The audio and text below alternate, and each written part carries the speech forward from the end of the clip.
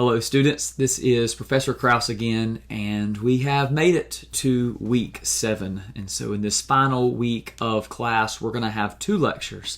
The first one is going to be today's lecture, the Holy Spirit and Preaching.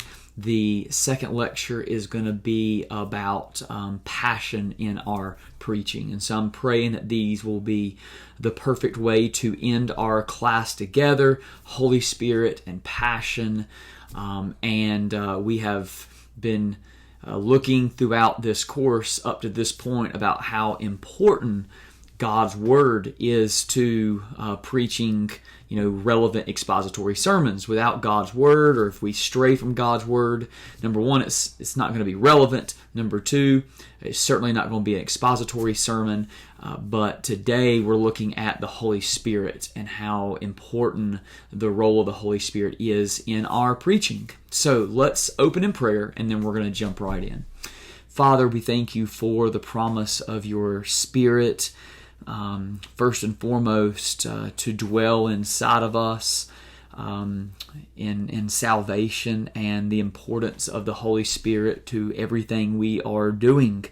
And for us as preachers and teachers of your word, Lord, I pray you would impress upon us the importance of just absolute dependence upon the Holy Spirit from the beginning to the end of our sermon, so that we are open to the Holy Spirit's leading. We are listening to you, and we are not trying to put the weight of transformation on our own shoulders, but rather putting it where it belongs, and that is trusting in you. So help us today to learn, to be inspired. In Jesus' name we pray. Amen. So, where does our power come from in preaching? It's not from taking 21 hours of courses, or developing a really deep, powerful, booming voice, or having a lot of passion. Our true power comes from the Holy Spirit.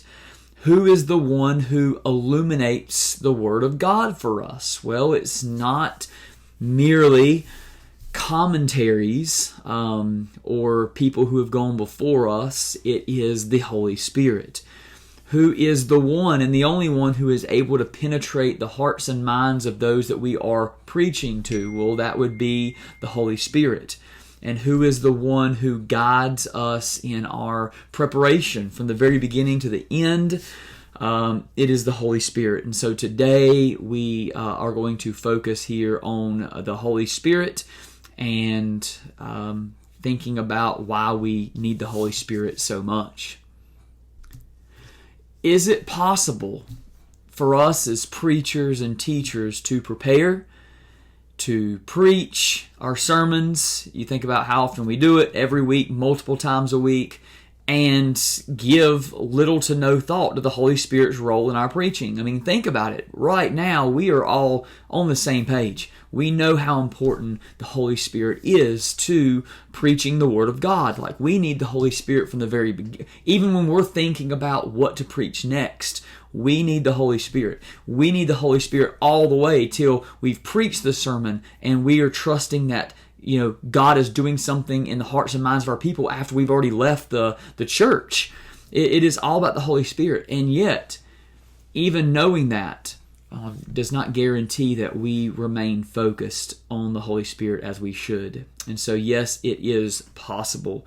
So let's talk about how we can stay focused. And the first thing is we got to be intentional. Right? We prioritize those things that are most important to us. We are intentional with our time towards the things, the people that are most important to us. So if we do not have something, a habit in place or a burden in place that has us throwing ourselves in dependence upon the Holy Spirit, then it's going to be easy to make our way halfway through our sermon without any thought whatsoever to praying and asking for the Holy Spirit's help. If we're not intentional with our focus, it's going to be easy to try to do it on our own. And the books we read, the commentaries as resources, listening to other sermons, even classes like this one are all going to be helpful in thinking through how we can develop effective and faithful sermons. But there is nothing that you and I can do that will replace the Holy Spirit when it comes to preaching.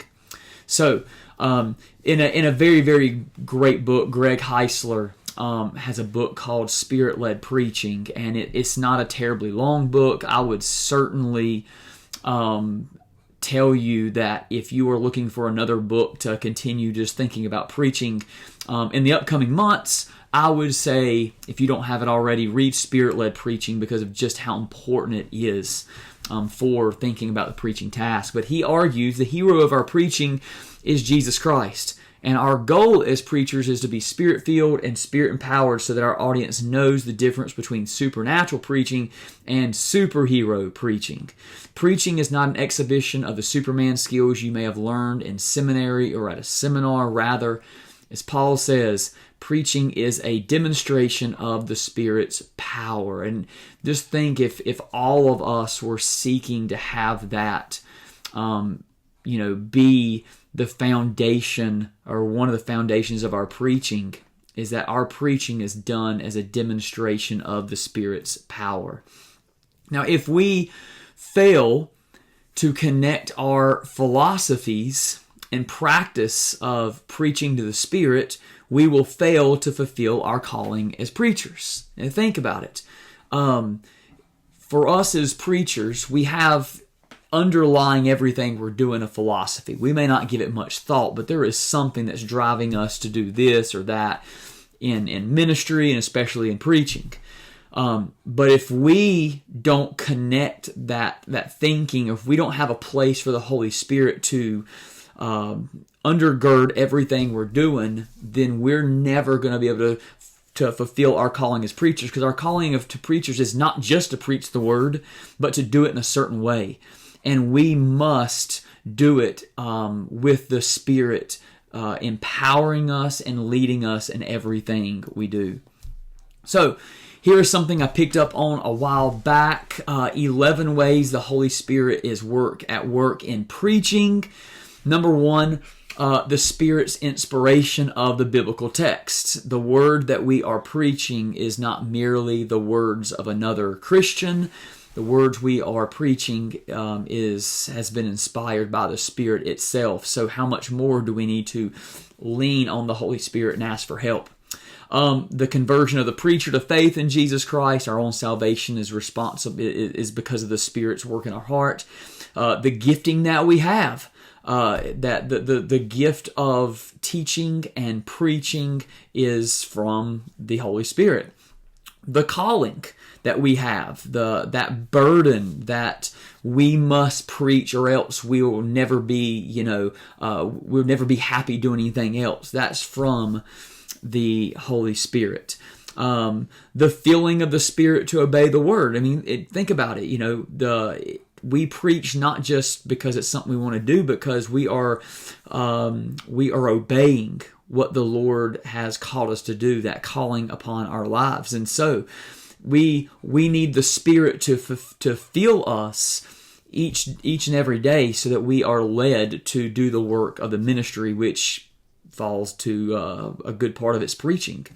Of course, the illumination of the Spirit in studying the Word. So, when we sit down before God's Word to begin studying it, to develop those sermons, we need the Spirit's help. We've got the empowerment of the preacher in proclaiming the Word. Hopefully, we never become so comfortable in front of our people that we do not pray and ask for the Lord to empower us in the Holy Spirit whenever we preach and teach God's Word. The witness of the Spirit to Jesus Christ. That is what the Spirit does. The Spirit witnesses to the person and work of Jesus Christ, and we certainly need that in our preaching. The opening of the hearts of those who hear and revive the Word. We can't open hearts. We can manipulate. I hope we never lean on that, but the Holy Spirit can open hearts. The application of the Word of God to listeners' lives. Yes, we are hopefully offering concrete, simple dynamic action steps based on the word we preach. This is how you can believe. This is how you can act now. But we also know that what is going to be that motivation, what is going to be that driving force for them to obey the application, what's the Spirit. And then the production of lasting fruit displayed in the lives of Spirit-filled believers. All of this, not only in our lives, before we preach, not only in our calling, not only in our preparation, not only in our delivery, but even afterwards, it all comes back to the Holy Spirit. So the Holy Spirit is such an important part of our preaching. Heisler says Spirit-led preaching is preaching that is birthed and delivered by the powerful moving of the Spirit, so that the Spirit takes hold of us and compels us to preach. Spirit-led preaching is accomplished by a preacher who in his surrender state has been taken hold of by the Spirit. And as the Spirit takes hold of the preacher and compels him to preach, the Spirit also takes hold of the audience and compels them to listen. And God speaks through such preaching. What a powerful paragraph there of what the Spirit does and our dependence upon it. So let's talk about just a few things related to sermon preparation. This course is, not just about preaching the sermon, but about developing these sermons. So, first, we trust in the inspiration of God's Word. Every single text we preach, we believe it has been inspired. And so the very word that we're going to spend hours with, we need the Spirit's help. We need to be convinced in our hearts that the Word preached faithfully is enough. That the Spirit can use the Word preached faithfully to do the impossible in the lives of our hearers. And so when we come to study and when we construct our sermons, when we stand up to deliver it, we are resting on the truth that God's Word is not just another book, but it is the inspired Word of God, that the Holy Spirit has inspired the Word and will use that inspired Word to change lives. Illumination. This is something else we tend to maybe look over a little bit, maybe in our day in, day out study, sermon preparation process. We don't give as much thought to illumination. While inspiration is a completed task, the Holy Spirit continues to illumine the text for us as we're studying, and also for God's people as they hear it. Illumination is the process whereby the Holy Spirit so impresses, convinces, and convicts the believer as to the truthfulness and significance of the author's intended meaning in Scripture that a change in action, attitude, or belief occurs, resulting in a more transformed, Spirit-filled life, right? That's what we want them to be. We want the Holy Spirit to impress and convince and convict believers of the words that they are hearing in our sermons. So, what are 5 practical implications of the Spirit's illumination for preaching? Well, number 1, illumination is going to overcome sin's residue, that residue that's in every heart that causes us to suppress the truth, as Paul would say in Romans 1, that would cause us to be slow to believe. Sin has its effects on our lives, and so illumination overcomes that. Number 2, illumination transports us into the text. So it's not just a document that was written thousands of years ago, but the illumination of the Holy Spirit brings it to life. Illumination gives birth to further illumination as we are studying God's Word, and as we all of a sudden understand this passage because the Holy Spirit, all of a sudden what happens? Well, it illuminates the rest of it. Illumination helps us to know what to emphasize as it comes to preaching. What is the meaning? What is most significant? If the Holy Spirit helps us to know our people, which is not on here, but Holy Spirit helps us to know our people, therefore it can help us to know what our people need to hear. And 5, illumination ignites passion in the pulpit. And we need passion.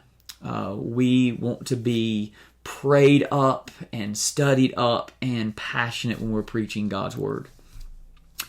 So, dependence on the Spirit doesn't mean we don't have to work hard in our study and delivery. In fact, knowing that the Spirit empowers us, helps us, should motivate us to work even harder because we're not alone. It's not just up to us.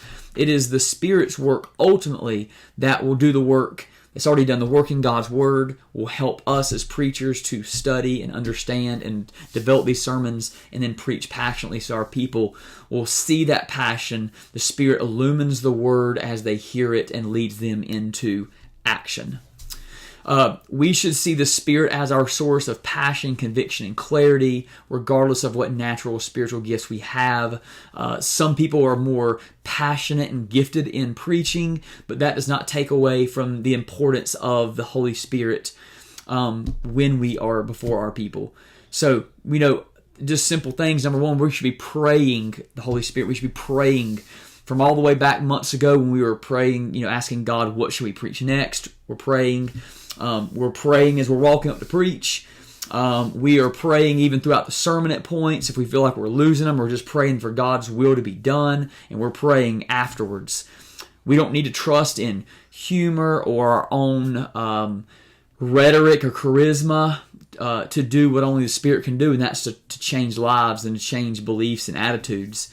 We can have that conviction because of the trust we put in the Holy Spirit that if we're faithful, it will be enough. So, Holy Spirit, hopefully an encouraging lecture for you, that if you're not already incorporating the Holy Spirit into your sermon planning, preparation, and delivery, that you would begin immediately, even this week, because we are nothing without the Spirit's work in the sermon process and delivery. Thank you for your attention, and if you have any feedback or questions, please don't hesitate to let me know, and I will see you for the next lecture. God bless.